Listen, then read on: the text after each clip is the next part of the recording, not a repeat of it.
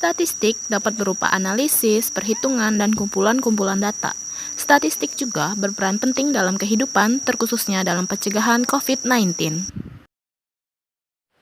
COVID-19, virus mematikan yang menyerang dunia. Daya jangkitnya begitu cepat menyebabkan kondisi darurat. Jika tidak segera bertindak, jumlah kasus positif akan terus meningkat. Masihkah tidak percaya? Masih tidak peduli? Lalu, apakah yang dimaksud dengan COVID-19? COVID-19 atau kepanjangan dari Coronavirus Disease-19 atau biasa disebut dengan virus corona merupakan virus yang sangat mematikan. Terjadi pertama kali di Wuhan, Cina tahun 2020 bulan Januari.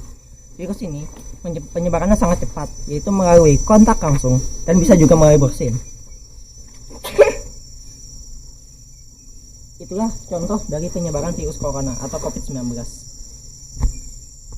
Lalu, bagaimanakah statistik di Indonesia?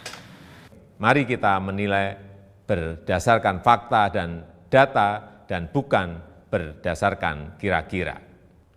Saya bisa mengatakan penanganan COVID-19 di Indonesia tidak buruk, bahkan cukup baik. Maka saya hanya bicara fakta.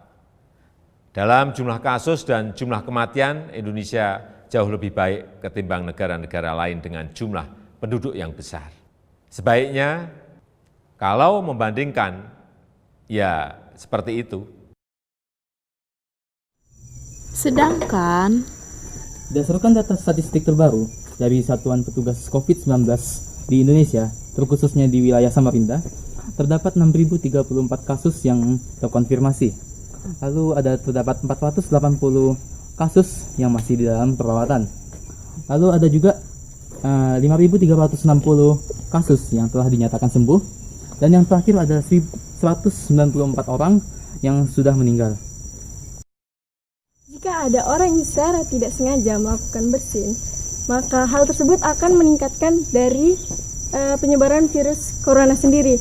Kenapa? Dikarenakan bersin ini memiliki kecepatan setara dengan 250 km per jam atau setara dengan 70 meter per second. BTW, ini setara dengan kecepatan rata-rata mobil F1 loh. Oke, mari kita lanjut.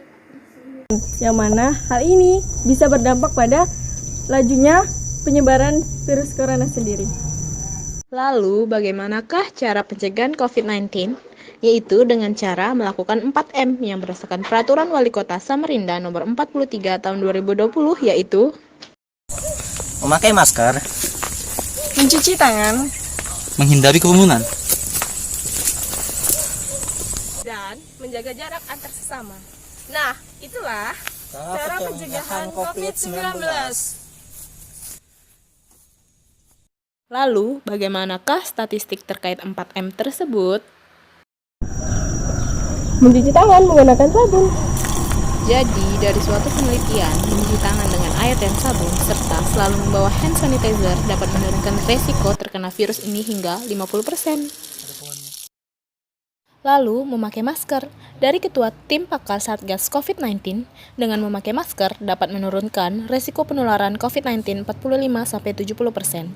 Hal ini dikarenakan masker dapat menahan segala kuman dari mulut dan hidung, terutama saat bersin. I feel good. I knew that I wouldn't. Lalu, menjaga jarak dan menghindari kerumunan masih dengan sumber yang sama. Dengan menjaga jarak minimal 1 meter dapat mengurangi resiko hingga 85%.